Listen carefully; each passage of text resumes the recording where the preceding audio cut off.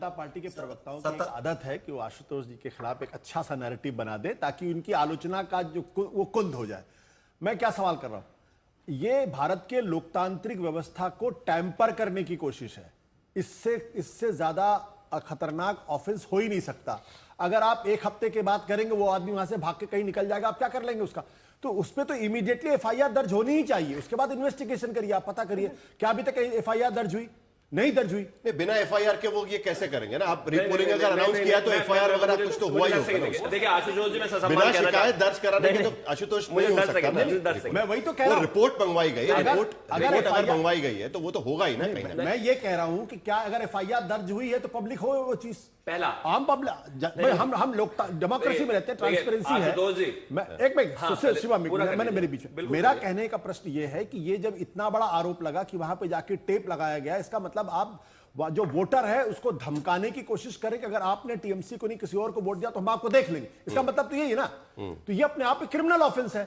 जब ये criminal offence प्रशासन की नजर में आ गया है, क्या एफआईआर दर्ज हुई? क्या इन्वेस्टिगेशन शुरू हुआ? नहीं शुरू हुआ। क्यों नहीं शुरू हुआ?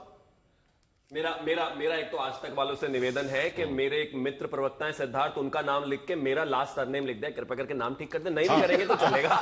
दूसरा शिवम त्यागी कर दीजिए, सॉरी माफ करिए। नहीं मुझे इसमें कोई दिक्कत नहीं। दूसरा, आप दोनों आर्गुमेंट इतना स्ट्रांग कर दे रहे हैं, एक दूसरे में मिक्स हो जाते हैं। दूसरा, आशुतोष जी, मैं एक चीज कहना चाहता हूं, ससम्मान आपको चने के झाड़ पर चढ़ने की आवश्यकता नहीं है भाई। आपकी आवाज को कोई कुंठित कुछ नहीं करना चाहता, वो पहले से ही ऐसी है। और दूसरी बात ये भी है कि नाम चुनाव आपके खिलाफ लड़ रहे हैं कि आप कौन टारगेट करेंगे। टारगेट नहीं कर रहे, मैं फिर से वही कह रहा हूं। एक प्रोसेस है। मैं एग्जांपल के तौर पर, अगर आज तक में मान लीजिए कोई घुसने की कोशिश करता है, तो ऐसा तो नहीं है कि नोएडा सारे फिल्म सिटी के खिलाफ जाकर एफआईआर कर देंगे। नहीं, पहले जाएंगे, सीसीटीवी कैमरा छानेंगे, उसके बाद देखेंगे, और भागेगा कोई कहीं नहीं, वो वहीं का वोटर है भाई।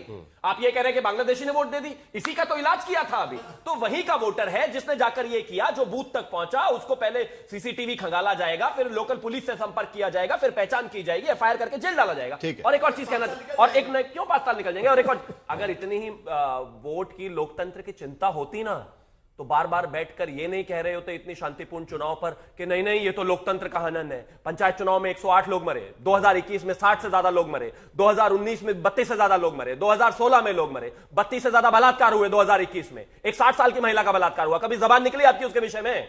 ये लोकतंत्र का हनन होता है। और बोल दो एक बार, मेरे बीच में नहीं, जैसे आप बोल रहे थे ना। एक और चीज, आज तक रेडियो पर अभी एक शो चल रहा था, उस पर बैठकर एक व्यक्ति बता रहे थे, आपके ही रिपोर्टर थे, उन्होंने कहा कि एक व्यक्ति जो सिंगूर में थे, मैंने उनसे पूछा कि जो आलू की फसल है इस पर कोई चुनाव होगा क्या? कहते नहीं, बात नहीं करनी। अंजना जी एक शो कर रही थी, वहां पर यूनिवर्सिटी के कुछ छात्र थे, उनसे सवाल पूछा गया, उन्होंने कहा नहीं बोल सकते, बोलने नहीं देंगे वरना टीएमसी वाले पीटेंगे। ये तो हाल है। आजादी के 70 साल बाद भी जाकर एक शांतिशील चुनाव होता नहीं राज्य में, लेकिन ममता बनर्जी जीतती है। प्रदीप गुप्ता भी कह रहे हैं कि आज तो प्रदीप गुप्ता भी कह रहे हैं कि उनके एग्जिट पोल में आके कोई मानने को तैयारी नहीं है।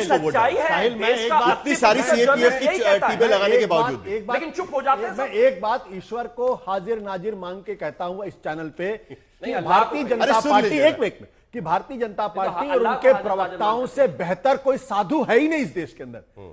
वो कभी हिंसा के बारे में सोचते नहीं, वो गांधी जी के असली सिपाही हैं, सिर्फ अहिंसा की बातें करते हैं। सारी दिक्कतें, सारी प्रॉब्लम, सारी हिंसा, सारे बलात्कार, ये सब कुछ जो है विपक्षी पार्टियां करती हैं। बोलना बंगाल पर था, बोलना टीएमसी पर था, बोलना मौतों पर था, भाजपा पर बोलकर निकल लिए। अरे टीएमसी पर बोल दो भैया, क्या आता है टीएमसी? जरा टीएमसी, स्वयं प्रकाश जी देखिए, उंगली तो आपके तरफ कर रहे हैं वो। मुझे ब्रेक पर जाना है, जल्दी से आप प्रतिक्रिया दे दीजिएगा।